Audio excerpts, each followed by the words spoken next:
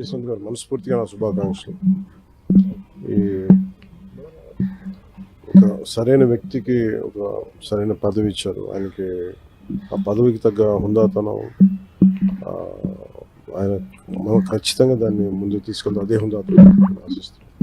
Sir అక్కడ ప్రమాణ స్వీకారం దగ్గర ప్రధాని గారు కానీ అమిత్ షా గారు లేదు, నేను మిగతా వారిని కలిశాను కానీ ఆ సమయం కుదరదు.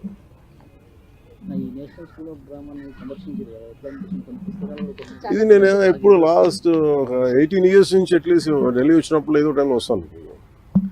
అంటే నేను యాక్టింగ్ ట్రైనింగ్ తీసుకున్నప్పుడు నాకు ఇందులో ట్రైనింగ్ తీసుకున్న వాళ్ళు నాకు కొంత తెలుసు. కొంతమంది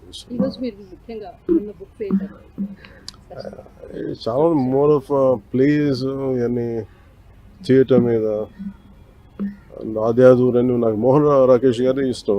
చాలా చదివాను ఇంతకుముందు. సో పుస్తకాలను పాడైపోతే మళ్ళీ ఆయన కొనడానికి వచ్చాను. సో మీరు దాంతో పాటు ఏదండి ఆ బుక్స్ అందరూ చదువుతారు. పిల్లలు గారులే నేను కొనే చదువుతూ ఉంటాను.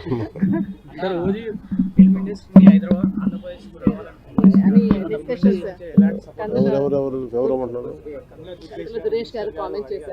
ఏంటది?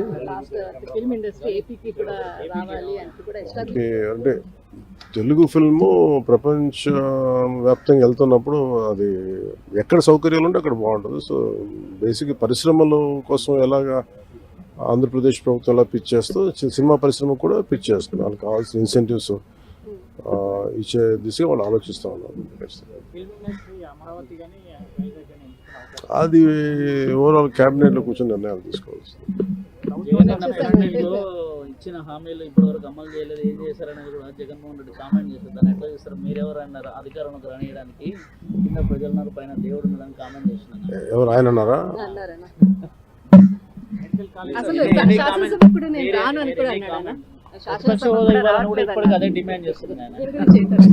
ఎన్నిసార్లు రావట్లేదంట. వాళ్ళ ఓన్ కాన్స్టిట్యూషన్ ఒకటి ఉండదు, దాని ప్రకారం చేసుకున్నారు. అంటే వాళ్ళ భారత రాజ్యాంగాన్ని నమ్మితే మరి అది కాదు కదా. మేబీ వాళ్ళ సంవిధానం లేదంటే వాళ్ళ రాజ్యాంగం ప్రత్యేకంగా ఉండి ఉంటుంది, కానీ అవి చెల్లవు కదా.